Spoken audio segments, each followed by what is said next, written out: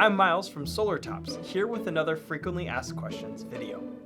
This video's topic is why timing your solar installation matters. When is the best time of the year to go solar? Solar Tops suggests you begin the solar installation process early in the year.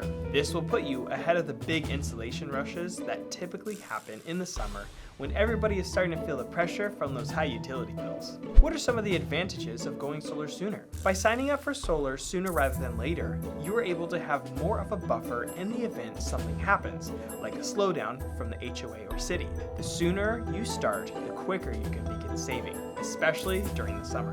What is the biggest benefit to going solar early? By getting solar before 2023, you have the potential of saving nearly 30% off your overall installation price thanks to available solar tax credits and rebates. After that, the incentives begin to reduce to about 20%. By 2024, they will no longer be available. Getting solar sooner rather than later will entitle you to get the most savings out of your system. These are just some of the tips to consider when going solar. For more information, please visit our website. Thanks for watching. For more information about all things energy, feel free to visit our website or give us a call.